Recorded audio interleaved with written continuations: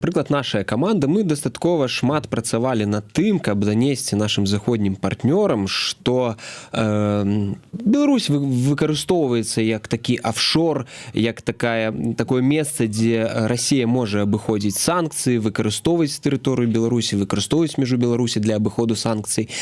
І каб гэты офшор зачыніць, каб гэтае вакно зачыніць, трэба ввесці дастаткова такі санкцыйны пакет, які гарманізуе гандлёвыя санкцыі ў дачыненні да Расіі і да рэжыму Лукашэнкі. І вось 29 чэрвеня гэта адбылося. І па сутнасці часткова у значнай ступені, што тычыцца гандлёвых санкцыяў, яны менавіта былі гарманізаваны. І гэта прапісана ў пастанове Еўрапейскага Саюзу. Спіс, пералік такі прыкладзены дастаткова вялікі пералік тавараў, у дачыненні да якіх былі ўведзены санкцыі. Ён амаль супадае з тым спісам, на якія тавары ўведзены ў дачыненні да Расійскай Федэрацыі. То бок, вось гэтае акно магчымасці абыходу гэтага санкцыйнага, яно зменшылася, яно зачынілася. Вось. Таму казаць пра тое, што гэта быў для нас нечаканы пакет, я б не сказаў, па-першае. Па-другое, я ўсё ж такі лічыў, што гэты пакет будзе прыняты не ў чэрвені, а ў жніўні. Што ён будзе прызначаны да падзеяў 20-го года, штосьці такое, але ўсё ж такі яны паспяшаліся і зрабілі, прынялі гэтае рашэнне раней. І давайте паглядзім больш на гэты пакет не ў сэнсе, што вось па пунктах што каго закранула, а давайте паглядзім кантэкст і больш так глобальна трохі на гэты санкцыйны пакет. Вось вы кажаце, 29 чэрвеня увялі санкцыйны пакет. Потым што адбываецца? 2 ліпеня Лукашенко заяўляе о том, што гатоў вызваліць нейкіх сваіх праціўнікаў. Просто факт. Гэта не звязана, я просто кажу пра то, што адбыўся такі факт. Потым 13 ліпеня Лукашенко даручае адвесці войскі з мяжы з Украінай. Сам іх тады правёў, сам даручае 200.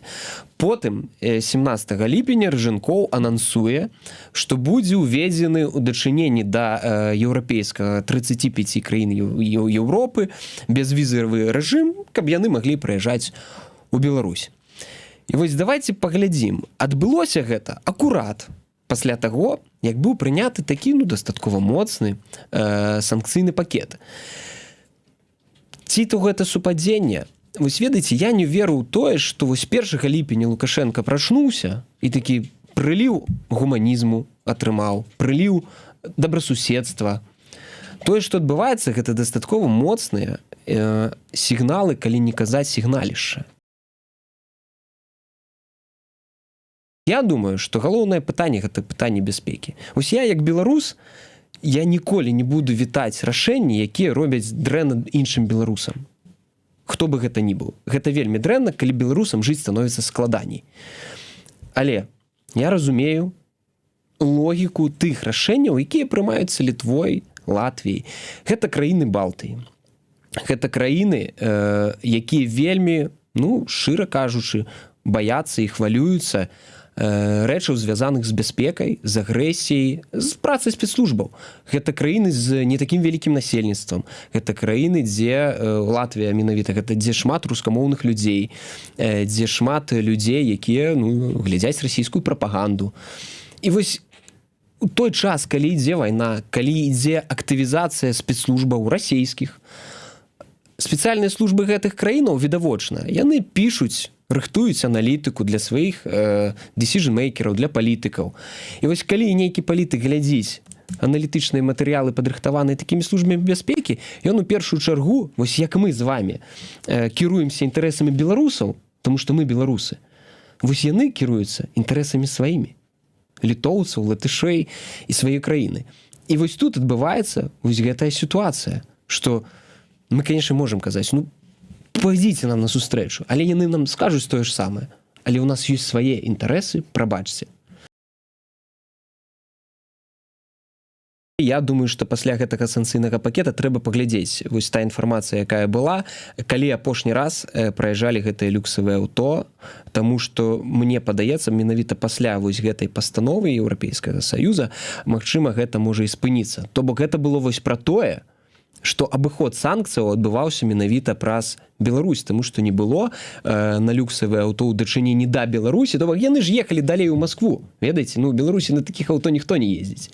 Ну, Москва таксама пад санкцыямі. Вот он так, вось, і па дакументах яны ехалі ў Беларусь, таму што яны не былі пад санкцыямі, таму што не было такога пакета, які гарманізаваў бы гэта. І далей яны перарэгістраваліся ў Беларусі і паехалі ў Маскву. Таму давайте паглядзім, што будзе адбывацца з гэтымі люксамі аўто далей. То бок гэта адбывалася да прыняцця гэтага дакумента, гэтыя дакументы шлі раней. Вось давайте паглядзім, што будзе далей адбывацца. Калі гэта будзе працягвацца, ну тады трэба гэта пытанне падымаць. Але мне падаецца, менавіта гэтая пастанова дзеля таго і прынята, каб гэтага не адбывалася.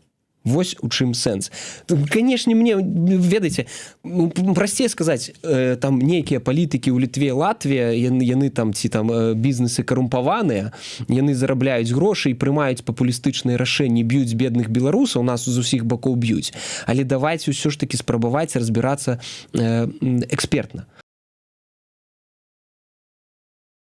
Вось маё асабістае меркаванне, ну, даволі такі хітры крок. Добры крок, таму што успрыняццё гэтага крока якое, што ну, рэжым Лукашэнкі ён выглядае як той, хто хоча дыялогу. То бок раней все казалі, ну мы давайте размаўляць, ён казаў, да не пра што, я тут трымаю ўладу, мне нічога не патрэбна. То зараз выглядае так, што ён хоча дыялогу, а Захад, які заўсёды казаў пра дыялог, ідэалогія Еўрапейскага Саюза гэта дыялог, это дамовіцца. То бок у гэтым сэнс, там 27 краінаў паміж сабой неяк дамаўляюцца. То бок ідэя ў тым, каб дамаўляцца заўсёды. А зараз выглядае так, што Лукашенко ўжо кажа пра дыялог, яго рэжым, а Захад займае прынцыповую пазіцыю. І вось тут у гэтым сэнсе. Што людзі паедуць? Ну не, ну прыедзе нейкія там, яны там зазавуць там 10, 20, 30 сваіх нейкіх агентаў, там ці кагосьці купяць, ці там далёкіх родзічаў, якія прыедуць, і ўсе для БТ дадуць некалькі дзесяткаў інтэрв'ю, і гэта інтэрв'ю будуць потым дасылаць у Пекін і казаць, вон, глядзіце, мы ж усё зрабілі. Гэта палякі не хочуць. Не хочуць палякі. Вось дзеля чаго ўсё гэта робіцца. Каб далажыць у Пекін, што ну, мы ўжо зрабілі. Вы нам сказалі, зрабіце ўсё неабходнае, каб пачаўся дыялог. Ну мы зрабілі. Мячык на баку Польшы. Прыжынкоў гэта і сказаў. Мячык на баку Польшы. Яны робяць усё дзеля гэтага. Ведаеце, вельмі шмат ён зрабіў такіх рэчаў, якія ўсё ж такі Захад не зможа з ім замірыцца. Гэта ў першую чаргу і самалёт Ryanair, іміграцыйны крызіс.